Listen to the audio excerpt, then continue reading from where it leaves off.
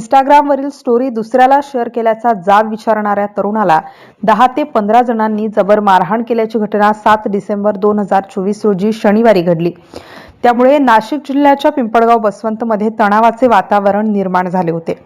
हिंदुत्ववादी संघटनांनी मोर्चा काढत या घटनेचा तीव्र निषेध नोंदविला आहे। सोशल मीडियावर पोस्ट व्हायरल केल्याच्या रागातून एका तरुणाला मारहाण करण्यात आली असा आरोप आंदोलनकर्त्यांकडून करण्यात येत आहे। रवी बेगानिया यांनी दिलेल्या फिर्यादीनुसार शौर्य दिनानिमित्ताने आर्यन बेगानिया यांनी इंस्टाग्राम अकाउंटवर ठेवलेली स्टोरी त्याचा मित्र मिजान शेख याने दुसऱ्याला शेअर केली होती। त्यावरून वाद होऊन मिजान शहा, कायम शहा, आवेश शहा, सोनू, फहीम शेख आणि त्याचे सोबत असलेल्या 10 ते 15 जणांनी आर्यनला बेदम मारहाण केली। ही घटना घडल्यानंतर शहरात तणाव निर्माण झाला होता। नागरिकांनी पोलीस ठाण्यासमोर ठिय्या धरला होता।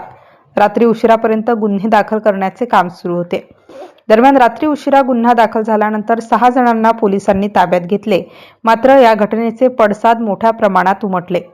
सकल हिंदू बांधवांनी दिनांक 8 डिसेंबर 2024 रोजी रविवारी पिंपळगाव येथील निफाड फाटा येथून हजारोंच्या संख्येने मोर्चा काढला। सदर मोर्चा समोरच्या निफाड फाटा मार्गे मेन रोड व पुढे पिंपळगाव पोलीस स्टेशन अशा स्वरूपात काढण्यात आला। निषेध मोर्चामध्ये हिंदू बांधव मोठ्या संख्येने सहभागी झाले होते। MCN न्यूज मराठीकरिता मुक्ताराम बागुल, नांदगाव।